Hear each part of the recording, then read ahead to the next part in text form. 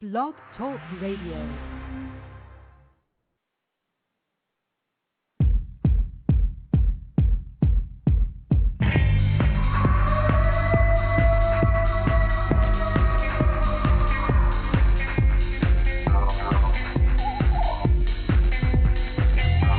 Welcome to Sasquatch Watch Radio with your hosts, Billy Willard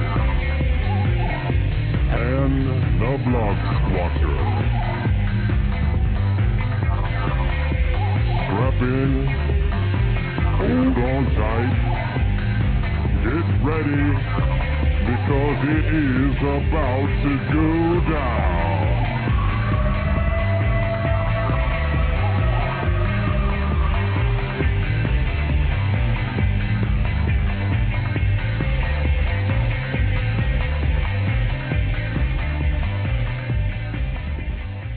Hello, everyone. Today is Monday, December 8th, 2008. Welcome to another edition of Sasquatch Watch Radio. Glad to be here with you tonight. I don't know about you all, but it's a cold, cold night here in Virginia. I don't know what the temperature is out there, but I can tell you it's cold. That's all I can tell you. We are going to have a wonderful guest on tonight. We have Mr. Scott Albaugh. I had the pleasure of meeting Mr. Scott Albaugh in the state of Ohio when I had went up to an expedition that we had there. And let me tell you, the guy played us some audio clips, and I got to thank Don Keating. Don Keating is the one who introduced us to Scott. So if Don's out there listening, or if he comes in later and maybe listens to the archive, Don, I appreciate you hooking us up with Scott and really letting us be able to hear some of the recordings. Now, he hasn't sent us everything he's got. This guy's got a lot of recordings, but he sent us about 9 different clips that we can listen to tonight, so I hope everyone enjoys it. Before I go on, I want to welcome my substitute co-host tonight. D.B. Donlin is out of commission tonight. He is a little busy doing some homework. So I want to welcome our substitute co-host tonight, Mr. J.C. John Cartwright. How you doing tonight, J.C.? Hey, Billy, what's going down? Oh, just a radio show, man. Okay. J.C. is on the air with us tonight. This is his first time, and I'm proud to have him on here with me. And, plus D.B. Donlin told me that if he didn't come on, that he was going to go hunt him down. So I just thought I'd pass that along. And yeah, D.B. will leave me in the woods if I don't help you out. So, J.C., I understand we want to make some announcements tonight, and I've put J.C. up to making these announcements. Both of these announcements are very, very important and dear to our hearts. So, J.C., if you want to do that, I would appreciate it. Sure. I wanted to I want everyone to express their condolences to Henry May and his family. Henry's grandfather, Cecil Burns, passed away over the weekend, and we should all say some prayers for him and his family and send out our condolences and take a second to send some nice thoughts Henry's way. We love you, Henry. That's right, Henry. I hated to hear the news. I heard about it over the weekend. And, buddy, our hats off to you, and our hearts go out to you, buddy. I know it's a hard time, but please send our condolences to your family. Okay, on a lighter note, conspicuous in his absence tonight, the Blog Squatcher had a birthday on Saturday, and we should all send him a happy birthday. That's right. Happy birthday, DB. We ought to sing the happy birthday, monkey song, but we won't do that because we got some stuff to do. You smell like a monkey, DB. That's all I can say. Well, without further ado, I believe we have him on the line with us. I'd like to welcome to the show Mr. Scott Albaugh from Ohio. How you doing tonight, Scott? Not too bad, Billy. That's good, buddy. It's good to hear your voice, and thank you so much for sending these audio clips. I was able to upload them all successfully to the show, which is always a plus. And I think we're going to have a little fun tonight. I hope so. Before we get into the sound clip, Scott, there's probably some folks out there, probably particularly folks not from Ohio, who may not know who you are and what you do. So if you don't mind just giving us a brief introduction about you and what got you into this. Well, actually, I've only been into the research for about a little over a year now. Actually got into it with an experience of my own. My wife and I were out back in July of 2007. We were having a cookout, just her and I, and we got done eating and we were cleaning up our barbecue grill. And it was outside. It was getting dark, so we started putting everything away. And I was walking down my driveway to go to the garage to get something out of the garage, and we heard this sound. I couldn't. At the time I couldn't explain what it was. It was just a real strange howling type sound. And we were standing in the driveway listening to it, and I happened to remember we had a security system with some cameras on it that actually has audio recording capabilities. So as this thing was making these noises, I ran to the house to check and see if we were actually recording the sounds. This probably went on for maybe 30, 45 seconds or so. After the sound stopped, there was nothing happened, so went in the house and I checked the recording, and we actually did capture it on the security audio. So I turned the monitor on to it, turned the volume up, and later that evening we kind of sat in the house listening, and whatever it was making these sounds started back up again, so I went back outside.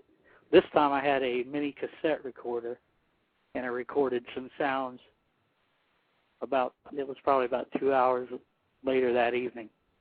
And that's kind of what got me into it. Okay, very cool. I see that Don Keating has just signed into the chat room. Don, if you listen to the archive, just want to let you know that I obviously gave you the thanks for hooking us up with Scott and allowing us to meet Scott and listen to some of the recordings and stuff he's got. So my hat's off to you, Don, and I thank you for hooking us up with Scott. If it wasn't for Don, I would have never met Scott, so I really appreciate it. Well, Scott, I guess what we'll do, because we've got 9 clips here, it's going to be an exciting show and a lot to listen to, so I guess we'll get right into it. Before I start the clips, just so that everyone knows, the call-in number tonight is 347-237-5070. Again, that's 347-237-5070. I'm sure Scott doesn't mind answering any questions. Is that okay, Scott? If anybody has that's fine. Yeah, that's okay. Fine. All right. I guess what we'll do is we'll start with clip number 1 that you sent me. You have called this the VCR howl.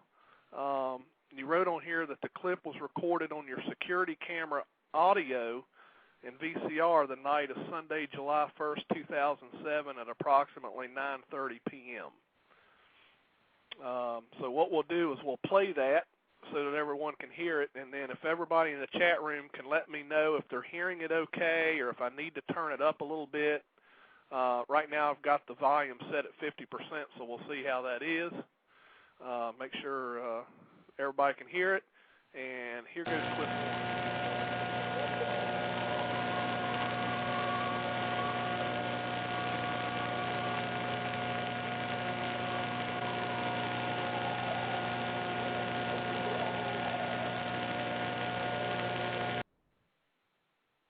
Okay. I don't know if did everybody hear that? Did you hear it, Scott? Yeah, that recording, like I said, was on the VCR, which the quality wasn't real good, so they might have trouble hearing it. But if you've listened to the other recordings, the quality gets better. Okay. But so that was the original sound that got me into the subject, into the investigating. Okay. Yeah, I think most people are hearing. That's what I heard was a buzzing sound and some static. So yeah, it's kind of hard to hear. Yeah, exactly. Now you've got another one here called Clip 2, and I assume it's the same night. It looks like it was 11 p.m. Yeah, and it's a little bit better quality. Right, and you did this one on a mini cassette recorder with an internal microphone. So let's play that one, and then that way they can hear. It's obviously the same sound that was in Clip 1. It's just you can hear it better. Is that correct? Yeah. Okay. I'll play that one right now. Here we go.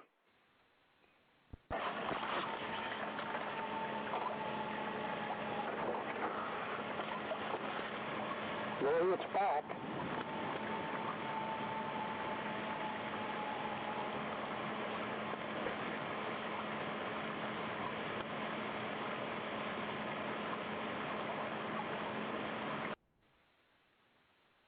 Okay. I did hear that one in the background. It sounded like I don't know what I'd want to call it, like a howl moan. Yeah. That's how I would describe it too. Okay. So when you guys first started hearing this, what was your immediate thoughts?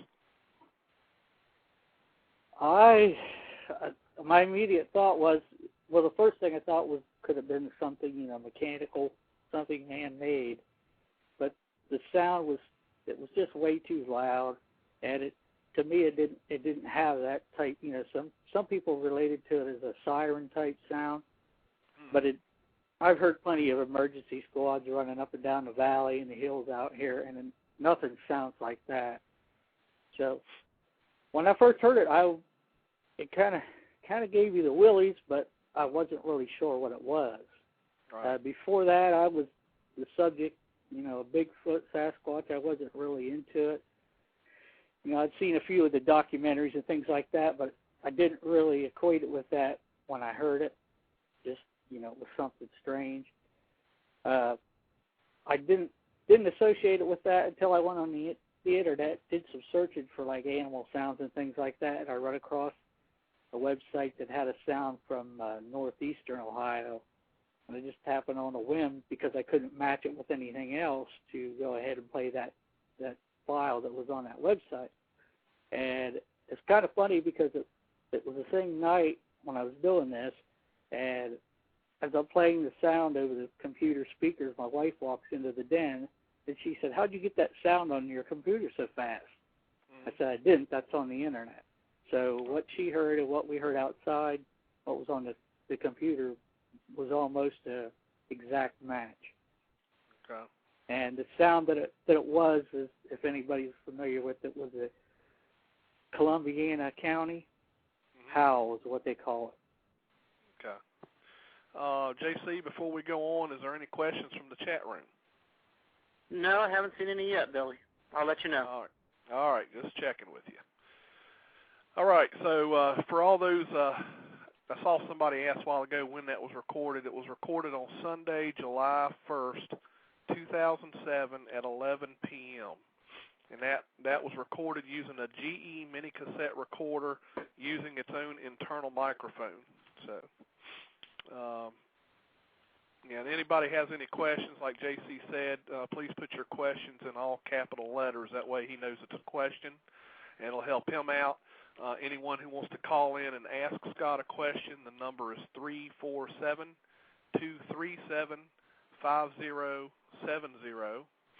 And let me go ahead and play.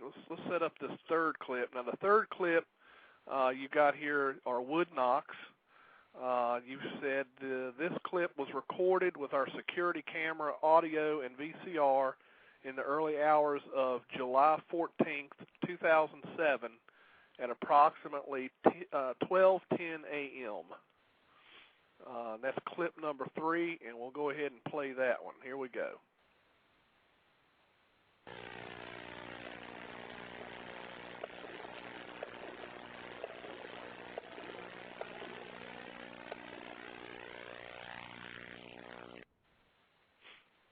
was several of them there, wasn't it? Yeah, that was the segment with the louder knocks. Right. What had happened, I'll go ahead and explain how I got this recording and kind of the situation that was going on. Well, earlier in the day, like I said, we live out in the country. Earlier in the day, somebody was shooting guns. Must have been out target practicing. And later on that evening, it got dark. My wife thought she heard gunshots outside. So that late at night, that's kind of rare. And it was similar to that. I mean, it was several, what she thought was gunshots right in a row. So I went out on the back porch to listen. I didn't hear anything. Well, when I went out, I had taken that mini cassette with me. Like I said, I went out to see what was going on in case it was something and to record it. Well, nothing happened. So I went back in the house. We heard it again, and when I stepped out on the back porch, there was faint wood knocking, what sounded like wood knocking up the valley. Then I couldn't tell if it was guns or what. But as I'm standing there looking up the valley listening, all of a sudden to my left, which would be across the road from where I live, those wood knocks started. Right. And it went on for a few minutes back and forth like that. I would hear the faint knocks way up the valley, and then the loud knocks close. And there'd be a little bit of a time. Then I would hear the faint ones again, and then the loud ones again. So it was like whatever it was doing, it was communicating or just copying each other. Okay. All right. They've asked to hear that one again, so we're going to play it one more time. Here goes that wood knock audio. Here we go.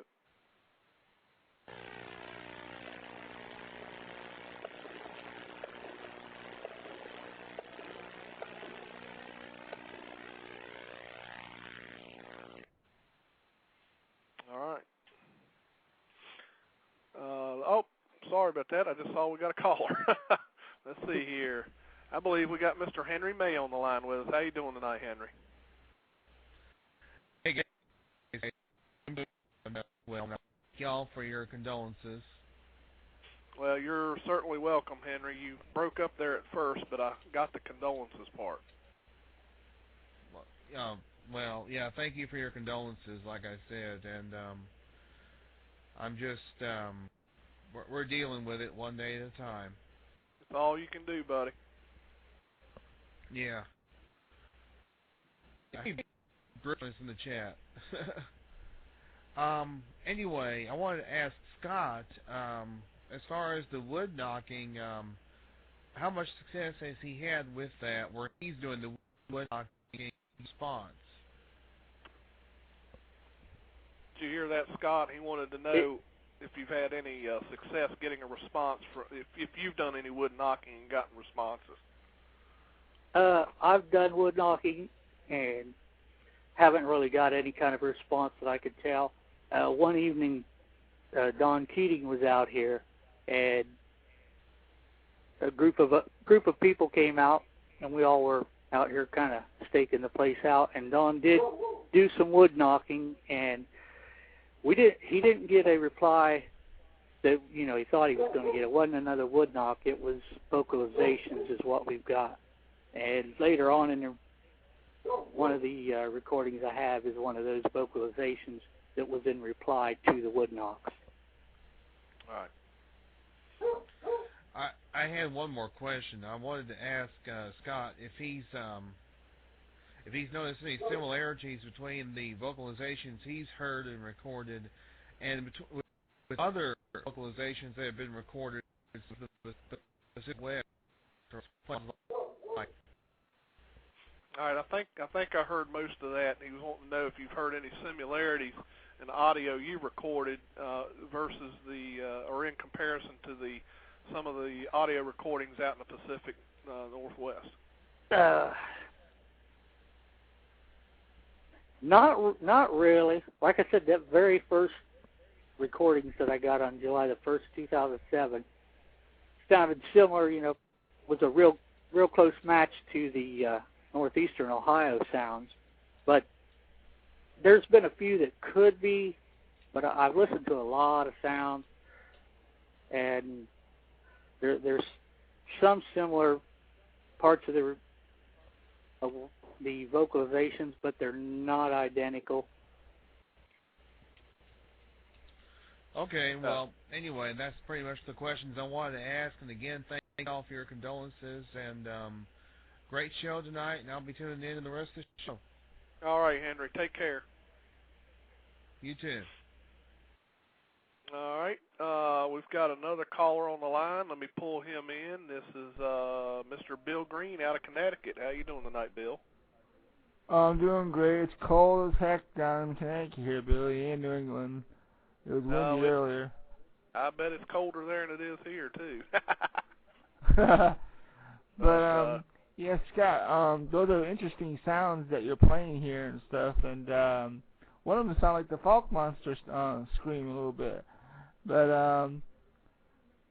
are you currently investigating any new Ohio Sasquatch encounters or footprints or any other evidence? I always ask Don this question all the time. But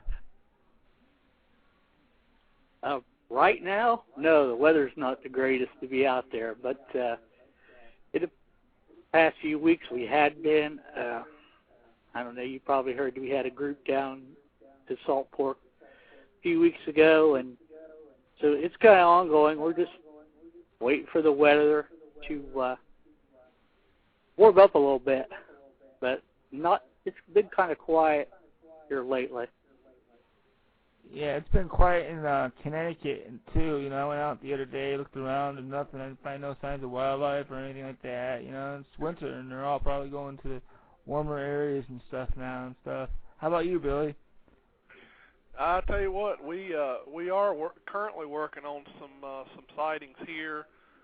We currently had one over in a town called Catharpin, Virginia, which, strangely enough, isn't very far from Manassas. And you know, it's so hard for us to believe sometimes that there can be a sighting of a creature like that near a large populated area. But you know, there are some woods out here where these things, I guess, could hide, and we're currently working on looking at that right now. The fella saw it walking through the side of his yard, coming kind of from his neighbor's house and walking back into the woods early one morning. So we're looking into that, getting ready to hang up some cameras and stuff and see what we can find. Well, that's great. I hope you find some footprints and stuff like that, or even tree breaks. Yep. So, JC, what's new in your area of your state as far as Bigfoot? Nothing much, Bill. It's just really cold. I live on the beach, man. We don't have any squatches around here. Okay. Well, thanks for answering my questions, you guys, and continue having a great show. You're welcome, Bill. Thanks for calling in. Bye. And let me take this one more caller, and then I'll get to you, JC, because I know you got some questions from that chat room. I got caller, let's see, caller from the 740 area code. You're on the air with Scott Albaugh, Billy Willard, and JC at Sasquatch Watch Radio. Good evening, gentlemen. This is Don. Don Keating. There's the man who introduced us to Scott.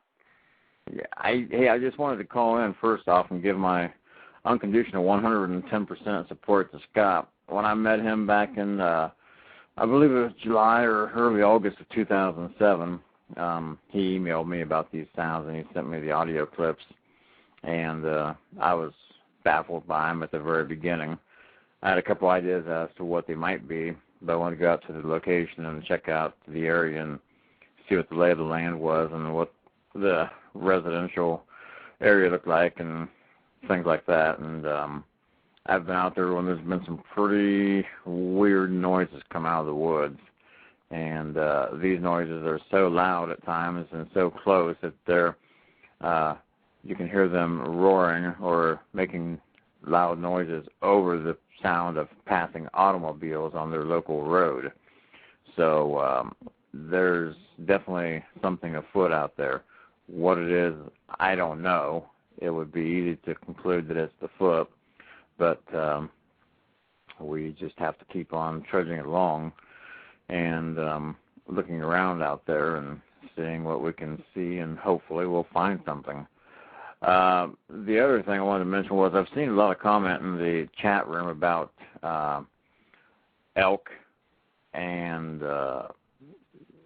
it's true that there are no indigenous elk in Ohio, but it is also true that within a few miles of Salt Fork State Park property, there is an elk farm where during the fall of the year, every year, if you have enough money, you can purchase a permit and go to that elk farm and hunt an elk, and they take it to the local processing place. I know this because it's my brother-in-law who is the processor of the meat, and I helped him 1 year do it. But the point is, the elk farm that's not too far from Salt Fork is not close enough, not only to A, Salt Fork, and B, to where Scott lives, for any of these sounds to be an elk.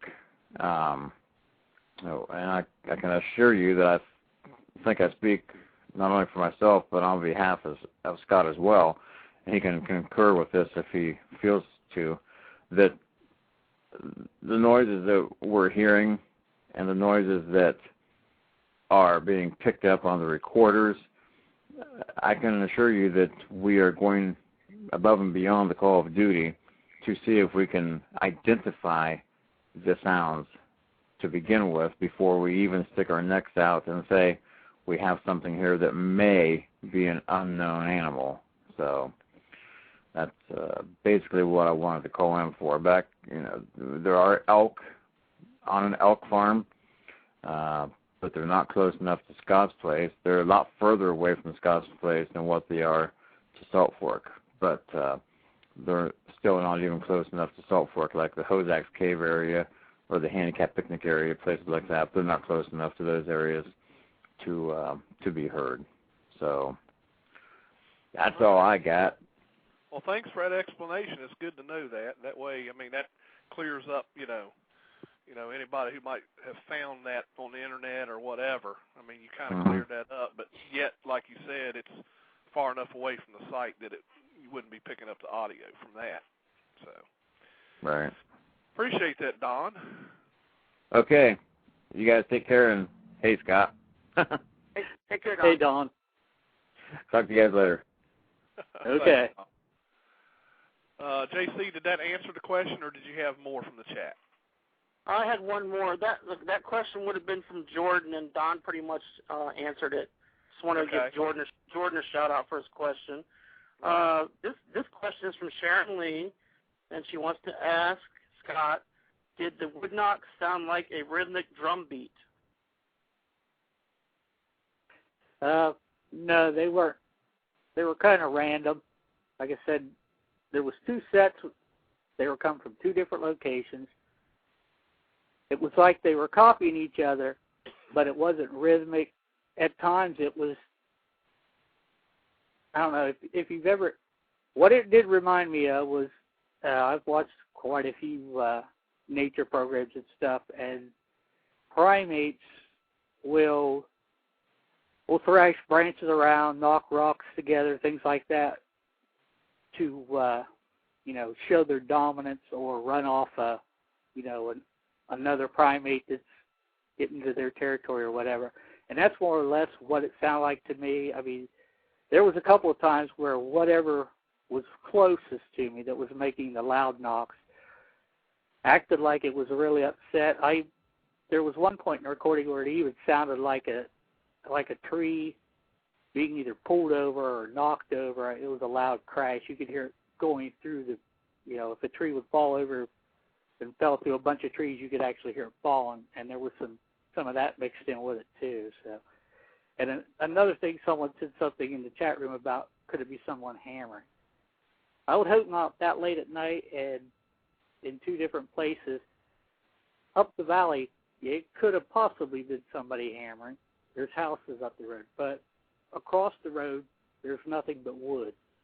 There's no houses in that direction, and those sounds were so loud, whatever it was had to be right there, close to the road, close to my property. I mean, they were loud. So as what it is, at first that's what I thought somebody pounding on wood. But as I run the situation through my mind, it's like, I couldn't come up with any logical explanation for it.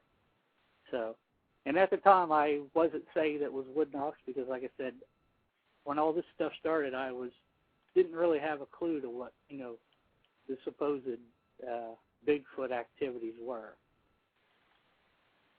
Yeah, okay. JC, any more questions?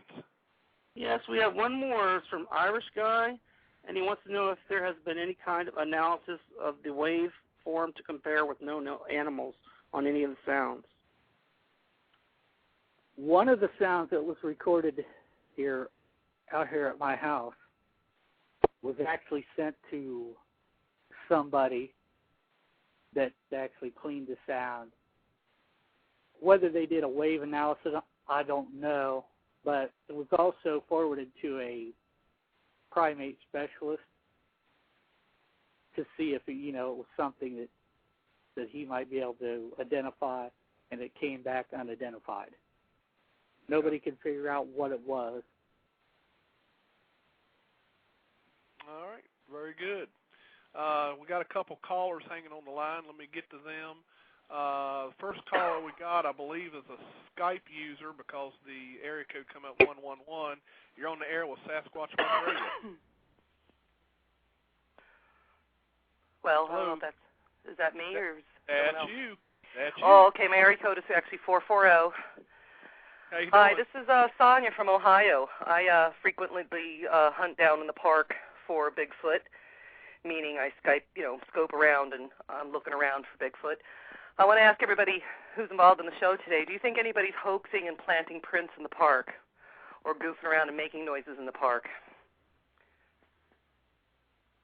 Go ahead, Scott. What do you think? With Salt Fork's reputation, it's possible. You never know, who's out there. There's a lot of acreage out there, a lot of woods that somebody could be out in. Mm-hmm. Do you know of any fanatics that would be thinking, anybody local? that you could pinpoint?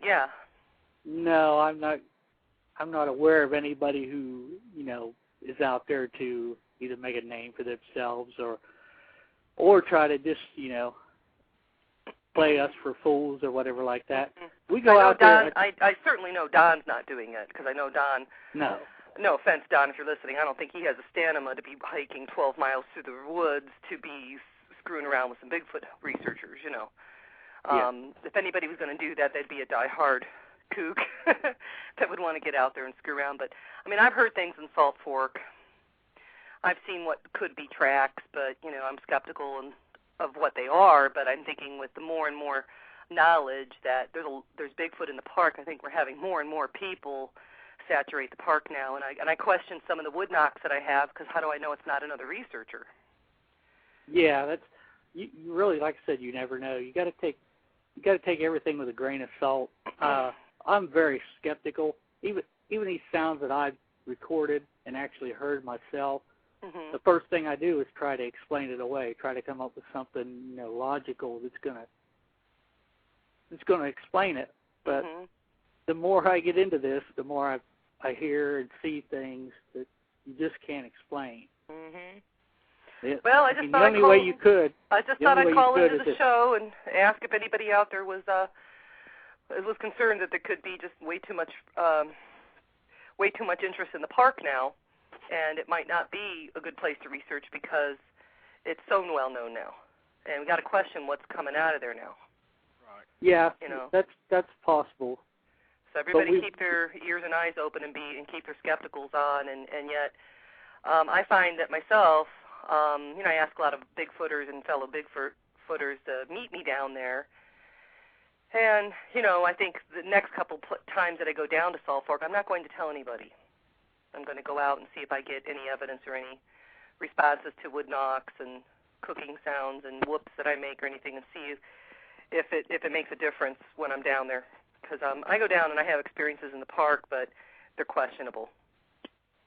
They're questionable. I can't say I've had as intense as you guys have had. I haven't had rocks thrown at me. I've heard sounds, but to me they're animal sounds.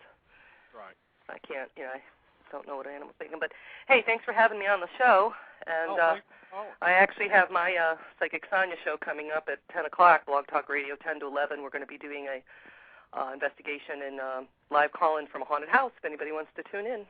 All right. Thanks, All right. Sonya. Thanks, everybody. Talk to you later. All right. All right, and before I get back to JC, I got one more caller on the line. I want to get them on. And caller from the 831 area code, you're on the air with Sasquatch Watch Radio. How you guys doing? Good. Who are we speaking with?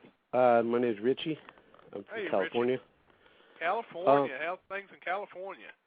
It's been very warm out here. Lucky. Anyways, it gets cold. Scott? Anyways, I just wanted to quote on your guest, his noises, does it kind of sound like a little bit like a sirening sound sometimes? The one first recording I heard that you played kind of sounded familiar. It's just that we were up in an area where I had found some prints about a year ago up in this park area, and I took a couple of guys up there, a couple well-known researchers actually, and we were getting ready to leave the area, and we're walking up the road, and we heard this, it was like a super long, like a howling, sirening kind of almost sound, but it was just so loud that it just was, it was much louder than anything I could explain away. But it sounded kind of familiar. It almost sounded like the same type of howling sound that you were playing. Go ahead, Scott. I'm out here in California, and what I'm saying is it kind of sounded familiar. Yeah, your siren type sound you're referring to, your description sounds pretty close to what the sound that I've gotten here. One thing the sound did kind of remind me of was I used to watch a lot of those old war movies and stuff.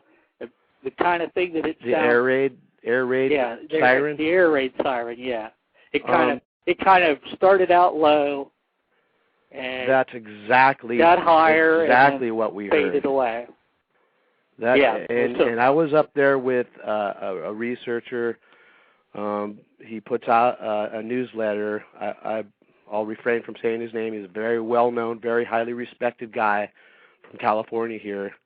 Him and another guy, and I just, I won't say their names, but I took them up to a spot where I'd found tracks and a dome type structure a year before that, and that night it was just so strange that we had that, it happened. We were walking back up the road, and it was just mind-blowing. The sound was so loud, and it resonated throughout this canyon area that we were up in, and it sounded kind of familiar as to what you were playing, and that's why I wanted to give a call in and just say that, I don't know what's making, I don't know what, could be making this sirening sound. Much louder than the dogs that were, that started following in, barking afterwards, because of this noise. Yeah, I can't say that if I was able to play the entire recording from July the 1st of 2007, it would sound similar too, because the dogs in our valley, if I could suggest, they pretty much timed in right with it. It would howl, and then they really got stirred up. Yeah, we have coyotes in the area too, and it even stirred those up. So these vocalizations, I don't know what's making them, but they're much louder than the other animals that are, the coyotes. You could tell the difference between the two vocalizations. You can definitely tell the difference between the coyotes and whatever else is making the sirening vocalization is just so much more. It just seems like so much more lung capacity, just massive.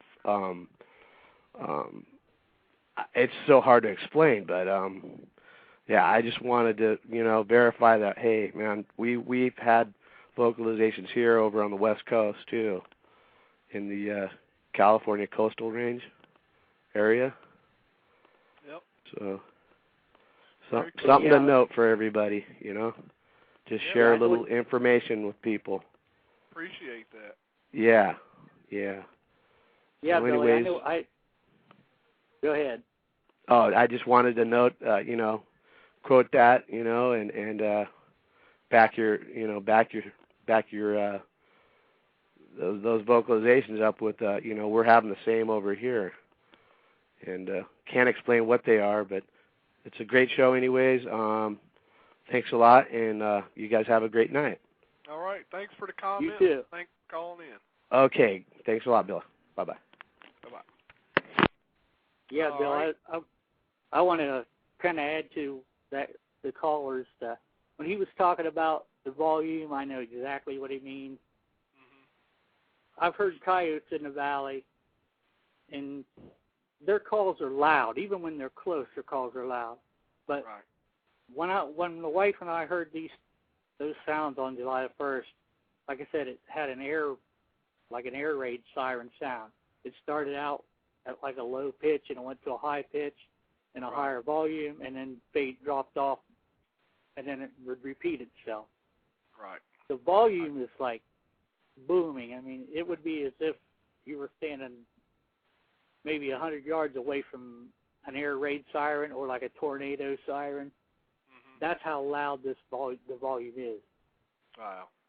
The VCR recording doesn't project how loud it was, and that's what I tell everybody that's ever listened to any of these recordings that I play. And Dawn probably could agree with me that hearing these sounds live in person is a 100% more, a better experience than hearing a recording.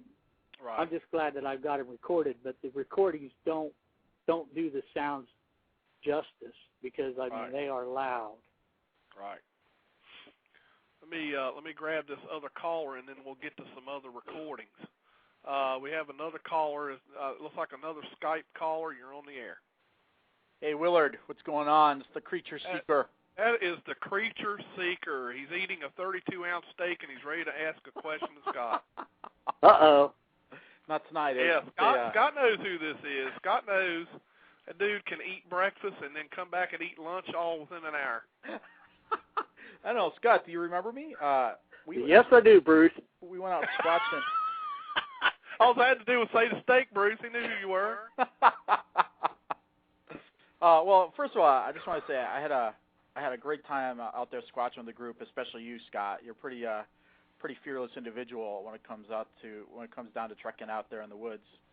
I don't know if you wanted to talk about the area where you and I and I forget the other fellow's name. We hiked down to that ridge and actually went down into the valley there. You said you had an encounter with Don there. Actually, that's an area of Salt Fork. Yeah, we've had actually on several different occasions we've had encounters there. I think you're referring to the encounter with Don was when we went to the bottom of the hill, stopped at the cross trail, was standing there. We had heard several sounds, wood knocks, sounds of heavy walking in the brush. Mm-hmm. But I believe what you're talking about was when the subject was on the other side of the hill. We heard the noise of something moving through the woods. As it was moving closer towards us. Now, the sound seemed to start on the hillside across from us, and it progressed into the valley in a direction straight at us. Whatever this thing was, whatever it was that was in the valley, wanted us to know it was there. It made noise that normal animals wouldn't. a deer can go around you and you not even know it's there. This thing it almost was like it was deliberately making these noises. As it's coming straight towards us, we're all thinking, no way, this thing's not coming right at us. Well, I would guess it got within maybe 50 yards of us or less and made a left-hand turn walking across in front of us. As it's walking across in front of us, it's, like I said, making more noise. We were hearing twigs snap, and branches breaking, and you could hear the heavy footsteps. And the whole time it was doing this, what I called it was almost like it was grumbling. I don't know whether it was some sort of growl or what it was, but the whole time that after it turned left and walked across in front of us was making this noise while it was breaking the branches. We heard heavy footfalls that sounded bipedal. That was the night we were in there with Dawn. The first night we actually went down in there, we got clear into the valley and had anything happen until we got down into the bottom. This bottom's, what we were on was a horse trail, basically what it is. And the bottom's real thick. There's some places in there that it's got a creek running through it, and it gets real muddy and stuff, and you get to a point where it's almost impassable. We'd got down in there. We decided to make some vocalization, do some wood knocks, see if we could get something. All the way down we were doing this. We had no reaction to it, no reply. When we got to the bottom, we stepped in it to the flatland at the bottom, made a few calls, did a few wood knocks, and we started getting responses. So this area is it's been pretty active. There was other people out there that time, but we had put some distance between us and them. Whatever was making these noises was in front of us, the direction we were going, away from the other group. So we knew it was, not anybody else in our group that was there. And like the sounds we're getting there, we're talking about, the vocalization didn't sound like any wildlife that I've ever experienced in this area. And I've been hunting out there at Salt Fork for years, since I was in my early teens, actually. So it's been over 20 years that I've been hunting out there, and these sounds I've never heard before prior to going out on these night hikes and stuff. Well, I can vouch for the sheer muddiness of that creek bottom. I went down there. Well, you were with me. I went down there that night, and it was almost impassable. The mud would just suck the boots right off your feet.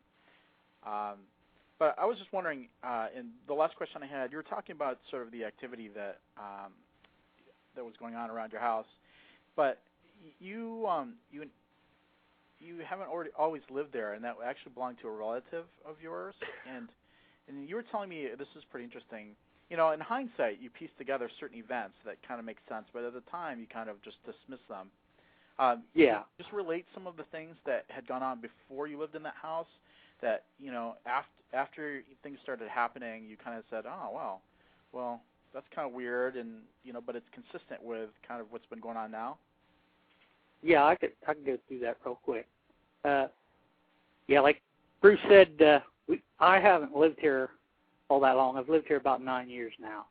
But the property has been in my wife's family for probably about 60 years altogether now. She grew up here, with her family and everything. There has been some experiences that happened in the past that, like Bruce said, I kind of just, never thought of them back then. It wasn't long after we moved out here. We moved out probably, I think that was about, must have been around 98 we moved here. We moved out here to kind of be out here with my father-in-law. He was widowed and was getting up there in age, and he needed somebody to keep an eye on him. So we moved out here, built a house out here on the property. Just some of the stories he's told me over the years. We moved out here when we had the house put in. It was in an area where he used to have a garden, and he was telling us the story about his garden, something kept getting into his garden, and one morning he went out to check his garden, and he found what he called a large bear track. Now, when he told me this, he held out his hands to describe the size of the track, and he said it was this size, where how he had his hands held out, which was approximately maybe 12 to 14 inches. I've never actually seen any bear around here, and a bear track that big, I wouldn't want to see that bear. At the time, we thought bear, okay, it might have been a bear in his garden. Later on, after we got moved in and everything, one afternoon, this was my father-in-law again. He was over on his front porch, pointing at the woods across the road, saying something. So my wife went over to see what he was talking about, and then I went over. And he was telling us he said, "There's a monkey over there." We're like, "A monkey, okay." Guy's been he likes to drink a little bit, so we thought he had just been drinking early in the afternoon. So he keeps, pointing. He's like, "There's a monkey over there. There's a monkey." And we're like, "Monkey where?" So he starts saying, "Right Turn Clyde." Everybody's seen the Clint Eastwood movies, knows what Right Turn Clyde means. So I asked him, I said, "Well, you mean it's red?" And he said, "Yeah, it's over there trying to climb a pole." Well, across the road from the end of our driveway is a right-of-way for electric lines. There's several poles on that right-of-way. What I thought he was pointing out was a pole close to the road. So I don't see anything there. So we just tossed it off as being, him drinking a little early in the morning, so never thought anything about it. So that's just a couple of the stories of now that looking back, the old man might not have been drinking. He might not have been crazy. He might have actually seen something on one of the other poles that we weren't looking at. Oh, I see. Cool. Well, great show, Bill, and I'll let you get on to those sounds. But, hey, nice talking to you again, Scott. Yeah, you too, Bruce. All right, take care. Thanks, Bruce. JC, sorry to keep you hanging for so long. How many questions do you have? Well, I have one. It's from Nancy1WV, and she's asked if Scott knows of any new print finds in Salt Fork or near Salt Fork. There has been some. Was back this past summer, fall. There was some tracks found. They weren't found by me. I was contacted by another couple that does a lot of research out at Salt Fork, and they contacted me to come out, just as a second opinion on, on the tracks, what I thought about them. So there has been some tracks. I myself haven't came across any personally. That day I went out and we looked at those tracks. I kind of searched the area and I found a couple other spots that might have been older tracks and they were worn out. Some they were actually in the woods in the leaves, so you couldn't really get any real discernible, shape to them or whatever. But they did look like large barefoot tracks, possibly. They were probably, I think the ones that the couple found were like 16 inches by maybe 9 inches wide. So we have come across some tracks. I actually have found possible tracks near my house too. So we're kind of looking around, see what we can get other than the sounds too. I did want to say if the listeners want to see some of the physical evidence we've found, that if they go to myspace.com/SASSCOT, that's my MySpace page. I'll go ahead and post it in the chat. If they go there and they click on my photos, there's an album there titled Investigation, and there's some photos there of some of the possible tracks and some of the other physical evidence that we've come across lately.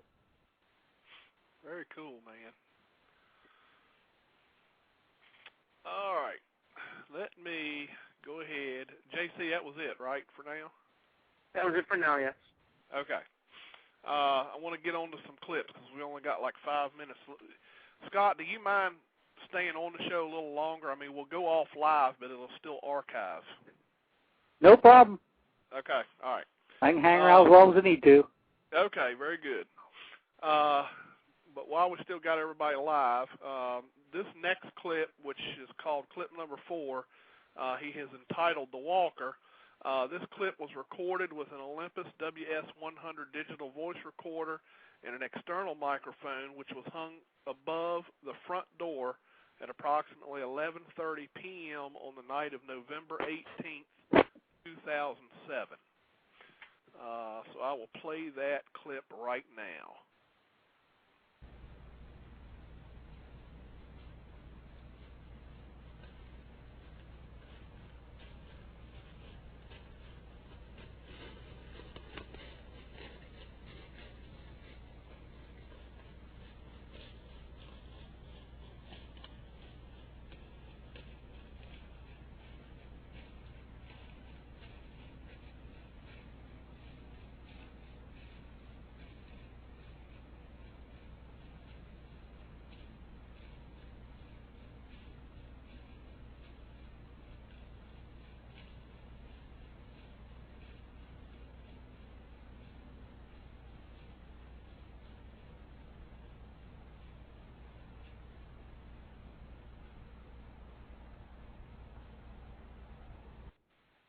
All right, there it was.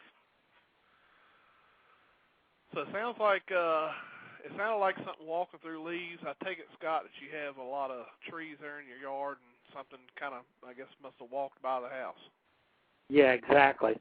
Like I said, that recording was recorded a little bit after 11:30 on November the 18th. So it was a pretty dark night out. I actually didn't attribute that to anything but possibly someone walking through the property. Right. But I played it for several people, and I guess it impressed them. So, what it is, or who it is, I don't know. It's just a recording that I captured that happened to be fairly close to our house. Okay, cool. Now I want to play. We've got 2 minutes left. I'm going to keep doing this just for all the folks that are listening live. We're going to continue this even when we go off the air. So if anyone wants to hear everything else, then they can get on to the show, and it'll archive, so it'll keep recording us. But I just wanted to mention before the show goes off live that next week we're going to have Mr. Ed Welch from Minnesota on the show. He's the fellow that has been posting some of his videos up on YouTube of field research he's been doing. So Ed Welch from Minnesota will be on here next Monday night at 9 p.m. Eastern, so you want to check that out. And let's get on to another sound here. Now this is clip 5. You've entitled this one the Salt Fork March 29th, 2008 Scott's recording, so I'm assuming this was on your recorder. Yeah, it's Salt Fork. Okay. It says this clip was recorded with an Olympus WS-100 digital voice recorder and an external microphone while with Don Keating and the rest of the group at Salt Fork Handicap Picnic Area the night of March 29th, 2008. So I'm going to play that one right now. Split low. They had it.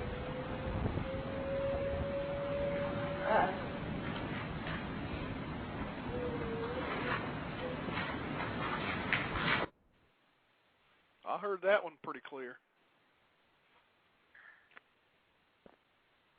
Yeah, like I said, that was out at Salt Fork. That's just some of the sounds we've got there. That sounded like it started low and kind of went up high. Yeah, it did. That's a lot of the sounds are similar to that. Okay. Getting ready to go off the air. Thank you, folks, everybody who tuned in live. We really appreciate it. We couldn't do this show without you.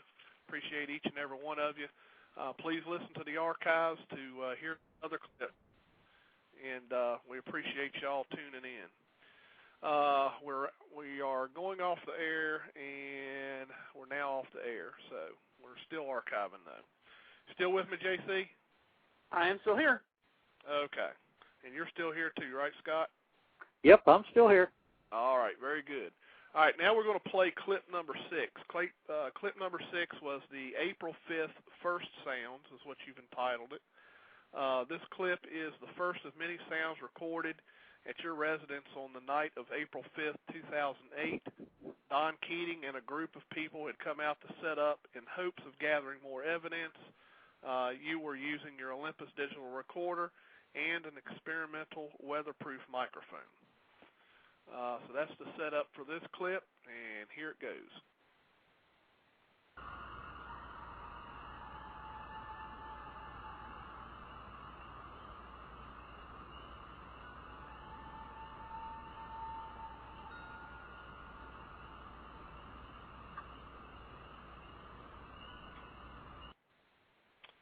I heard that one pretty good, too. Yeah, I wanted to add to that.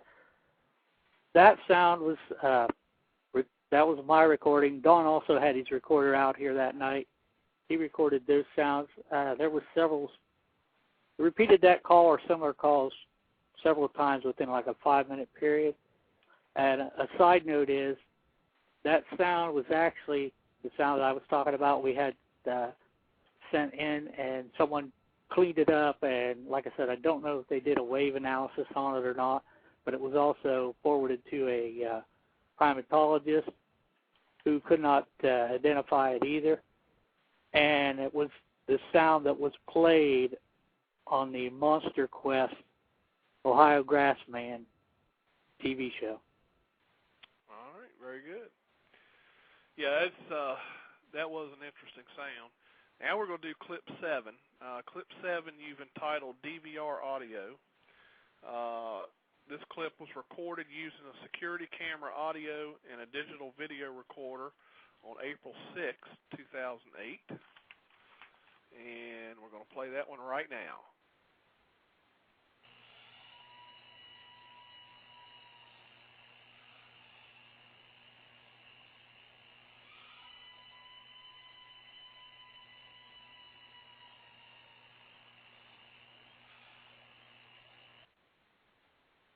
I heard that one as well.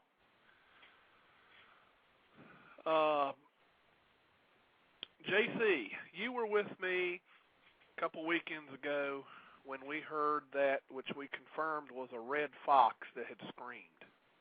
Yes, Billy, I was just about to mention that. Yeah, that's what it kind of sounded just like it. It's very similar. Very similar.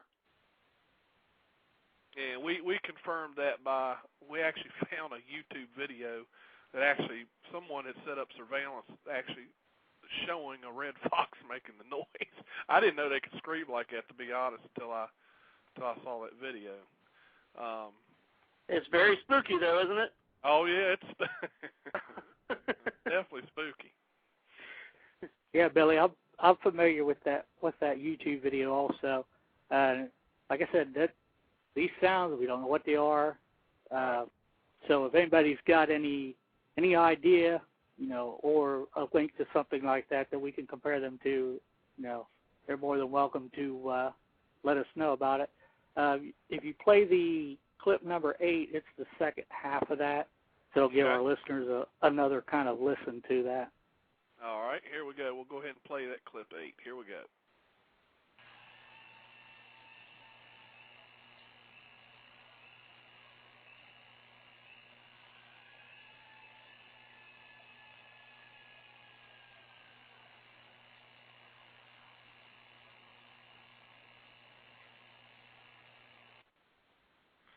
Now, the red fox that we heard here in Virginia only screamed one time, and then it was immediately followed with a barred owl. Right. And it wasn't that long, Billy. It was a shorter one. Right. Exactly. So I'm not saying that's a red fox. I'm just saying that it does have some similar sound characteristics to it. We have both grays and red foxes in the area. I've seen them on several occasions. So I've never seen one make a sound like that, but like I said, that whatever that was pretty close to the house that night, and so the volume was, really good. I know there's a lot of owls that, will make sounds that people think there's something else in our owls. So, but that's kind of what I'm doing, is just recording these sounds and then, try to come up with, like I said, a logical explanation to, what they are. And for all the recordings I've gotten so far, those two recordings right there are the only thing that I've come up with something that was close to it, that was a known animal. Right. All right, and we're going to do the last clip that you've sent us. This one is clip number 9, growling sounds recorded with your Olympus WS-100 and external microphone hanging over the front door. So here we go with clip number 9.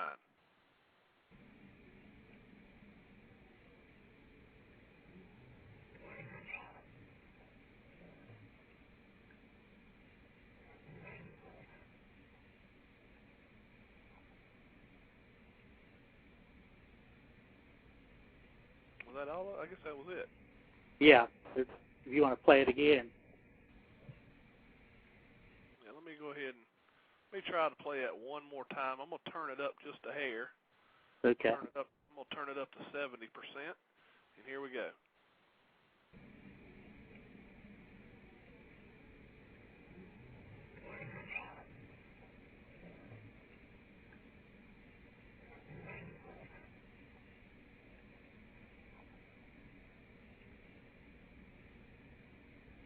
Yeah, that was better. Yeah, I was able to hear that one a little bit better. Yeah. So that was that must have been pretty close too. I mean, to be able to hear that. Yeah, that was pretty close. Like I said, all these sounds, the first thing I do is try to figure out what it possibly could be. Those sounds actually, that's just like a 20-second clip from about 6 to 8 minutes worth of audio that I recorded that night. Within that 6 to 8 minutes, there's several different sounds. There's what sounds like heavy breathing, and then there's those type growling sounds and similar growling sounds. I've run that through my head. The only thing I could think of that would be in this area, there's a couple of things that possibly could have been. Like I said, I've been hunting for over 20 years now. I've been an outdoorsman for longer than that. I used to go fishing when I started going fishing when I was a youngster. Did a lot of night fishing. I've heard raccoons fighting, and they'll make sounds similar to that.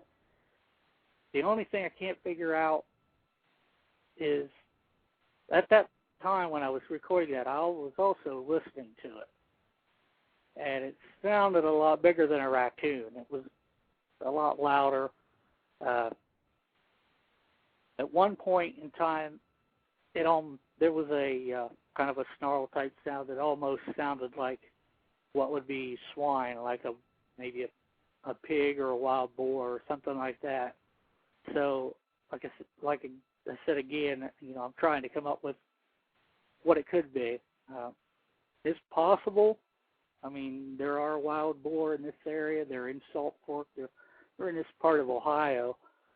So it could have been, a raccoon, a couple of raccoons fighting. It could have been a wild boar. I don't know. There's a couple of times that listened to that whole recording that there's so many sounds on there. I kind of jokingly said it sounds like you're in a zoo, because there's sounds in there that sound like it could possibly be a raccoon. It could be a wild boar, some type of swine. There's one part of the growl in there that almost sounds like it could be a large cat. So what those growling noises were, I don't know. I've also caught similar sounds like that on different occasions. So whatever it is returning. It's visiting the area, quite often. Well, I know you've got other interesting sounds too that you had played for us. And I know we didn't have enough time to play everything, and because you've got a collection there. Yeah, this is probably about maybe an eighth to a quarter of what I've got. Yeah. Right. And right. just for your listeners, like I said, I've only been in this since July of 2007, so all these sounds I've recorded, a little over a year that I've managed to capture all these. So, I've got quite an extensive library of sounds, and 90% of them I have not found a match for yet. Right. Billy, can I ask a question? You sure can. Scott, has there ever been a time when you or your wife have been really frightened or unnerved by all these happenings that are going on? What was the most you've ever been scared? I mean, are you ever afraid that,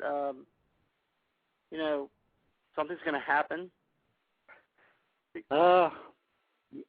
Yeah, there's been times we've been a little, there's been like an uneasiness, we've got a dog, and we have to take him out at night to the bathroom and stuff. So, yeah, late at night, you're out there in the dark. Yeah, you kind of wonder what's, around the corner of the house or what's hiding behind that tree or things like that.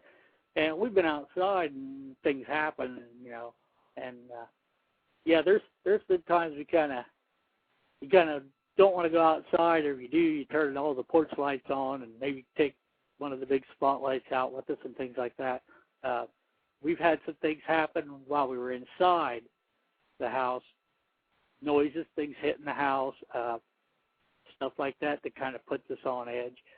My wife, she was back in her sewing room, which is on the end of the house. It's kind of the darkest area surrounding the house. It's right next to the woods. She was in there one night doing some sewing on a sewing machine, and she heard a noise, what sounded like something tapping on the window.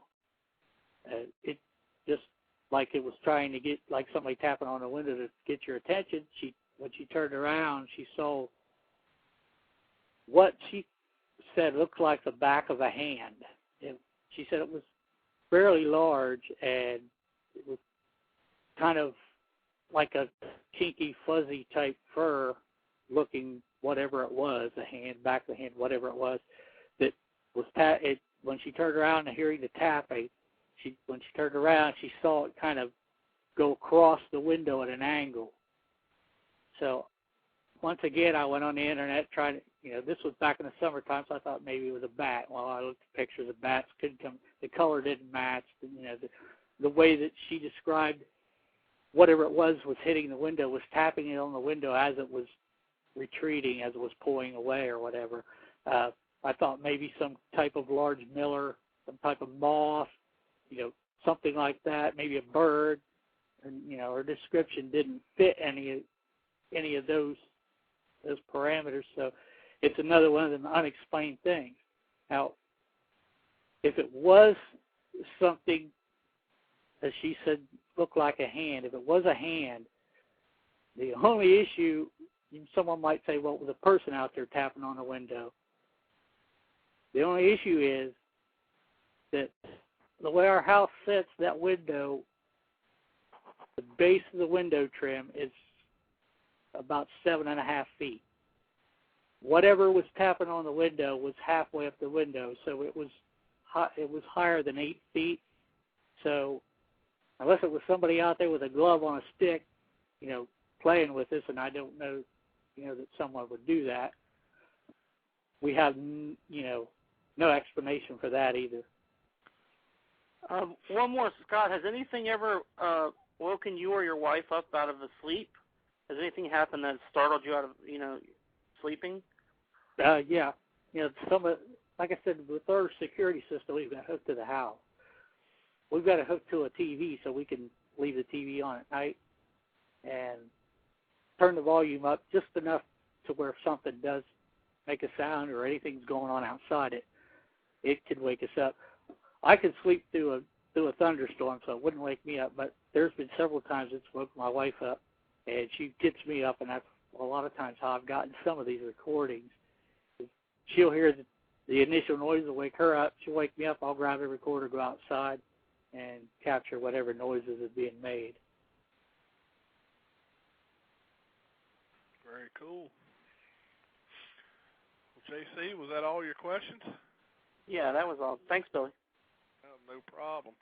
I thank you for being on the show and helping me, JC, and Scott, I thank you for coming on the show and actually taking the time to supply these audio clips for us all to enjoy. It's not too many people who are willing to share stuff like this, so I certainly appreciate it, and thank you a lot for doing it.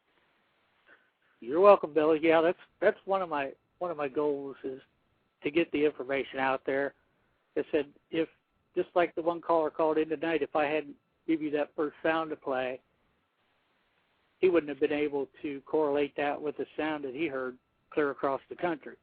So that's kind of what I'm, this mystery's not going to get solved unless we work together and, give each other the trust that, we deserve. Amen, Scott. You just true. hit the nail on the head, buddy, just with that comment.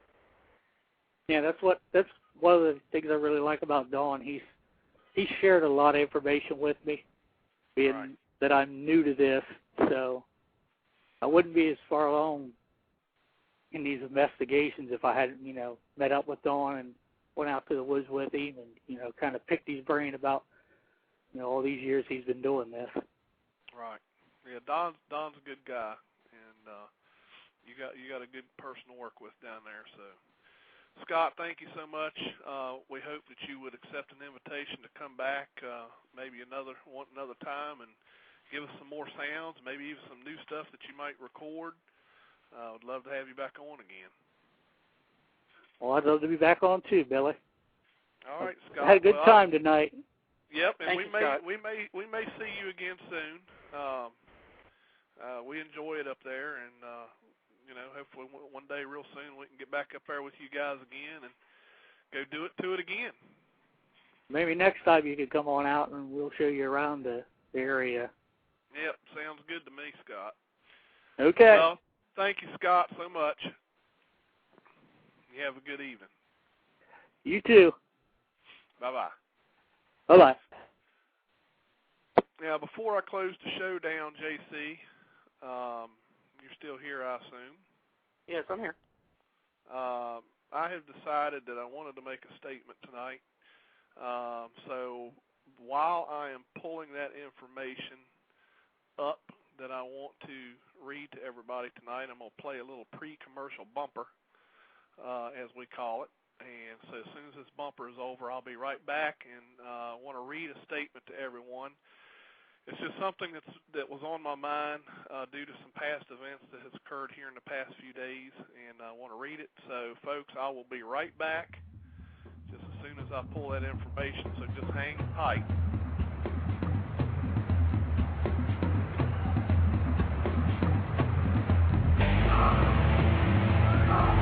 You are listening to Sasquatch Watch Radio. Stay tuned.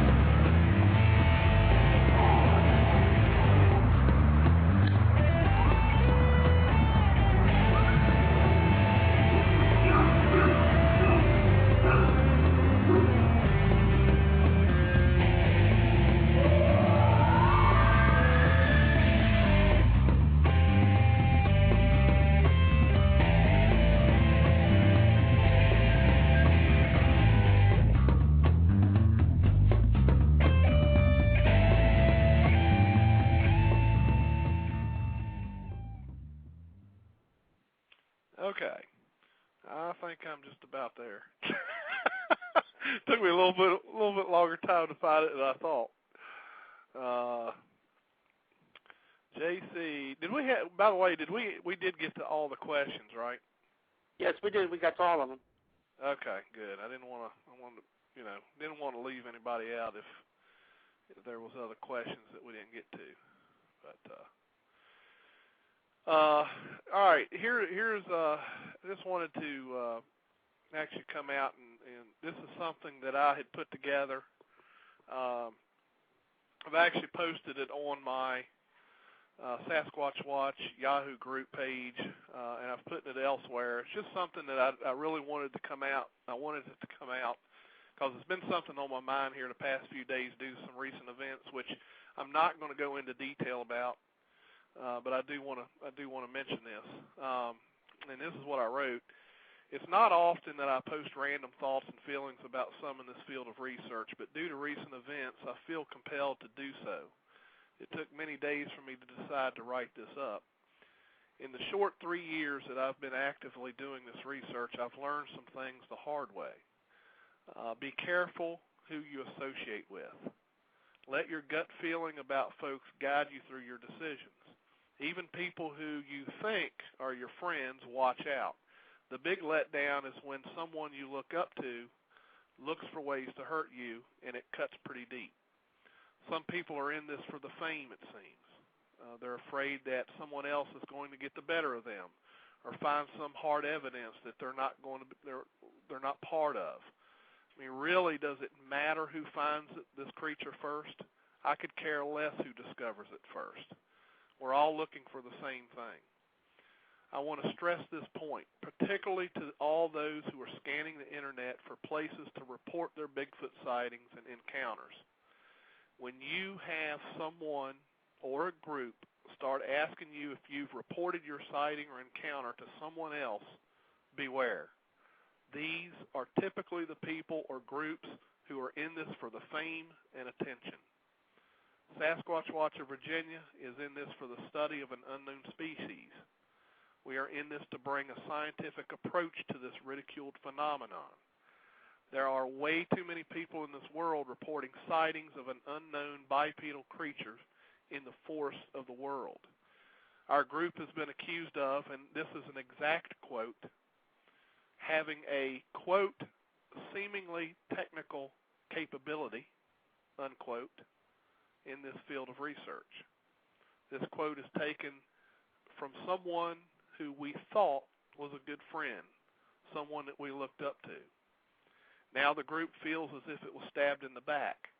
The name of this individual or group will be kept confidential, as our group does not and will not stoop to the same level. This group does and will continue to treat everyone with respect. No one deserves to be treated in that fashion. I hope this information helps others who are out there who may just be coming into this field of research. These are the type of things that keep people from reporting encounters and pursuing this field of research. But the bottom line is this. Sasquatch Watcher Virginia will continue to treat each person with respect. There will be no ridicule of witnesses or other researchers. A scientific approach will be taken on each and every sighting or encounter report. Your information is safe with us. We never share any information without your permission. Our group currently has folks who are professionals in the field of science, and I thank each and every one who continues to support the efforts of Sasquatch Watcher Virginia. Now, JC, I know you've been target of this ridicule, so I know that you know how it feels, and I mean, if you have any thoughts, you know, let me hear them. Unfortunately, yes. I mean, but I'm ready to focus on positives now. Right.